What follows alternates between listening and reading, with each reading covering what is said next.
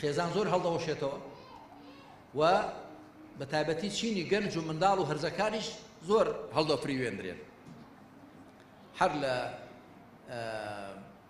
نێرگە لە کێشان و جگەرە کێشان و مەشروب خواردن و هەتا دەگاتە گوناحی گەورەتر و گەورەتر. بەداخەوە حکومڕانانی ئەم وڵاتەش لەبەر پارەکۆکردنەوەی خۆیان و لەبەر کاسبی حرامی خۆیان و لەبەر فرۆشتی واریداتی وڵات بۆ خۆ دەوڵەمەندکردن و حیزب و خزب دەوڵەمەندکردن نان پڕژێتە سەر بزان ئەخلاقی خەڵک چی لێ هات، خێزان چی لێ هات، گەنجەکان بۆ کوێ چوون، چیان لێ دێ. زۆر دەربەست نین بەداخەوە.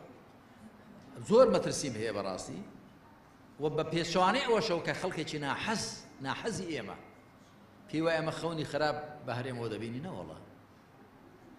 ئەمە هەرێمە بە ڕەنجی شانی هەموو لایەک پەیدا بوو. ئەوانەی ئێستا تێدا مشەخۆرن ڕەنگە هەموو کەس کەمتر پێ مادوو بوون.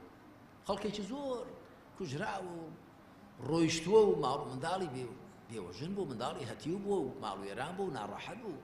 یعنی کەمتر وا هەبوو خەڵکی ئەم وڵاتە هەمووی بە زۆرێ لە زۆرەکان خۆی خزمی نزیکی نەکوژرێ لە زیندانەکانی بەعزدا لە بەرەکانی شەڕدا لە سویان لەملا لەولا هەمووی تووشی ناڕەحەتی شت بووین.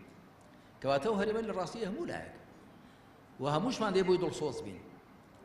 بەڵام ئێمە کە ڕەخنە دەگرین لە شێوەی ئیدارەدانی ئەم وڵاتە لەو هەموو زوڵم و گەندەڵیەکە هەیە لەبەرەوەی دڵسۆزین بۆ ئەم وڵاتە دەڵێن ئاوا دەڕوخێ.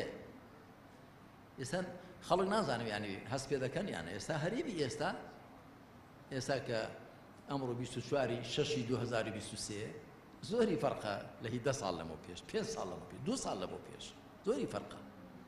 هەرجومی نەوتەکە ناڵن ئەوە هەر نەبێ مەسەلەنەوە بودجە بۆ خۆتان دەزانن سوێنیان لێکە، هەر نەبێ زۆر شتی کە دەستکاری کرا لە مەحکەمەی ئیتیحادی شتی کەش بەڕێوەیە.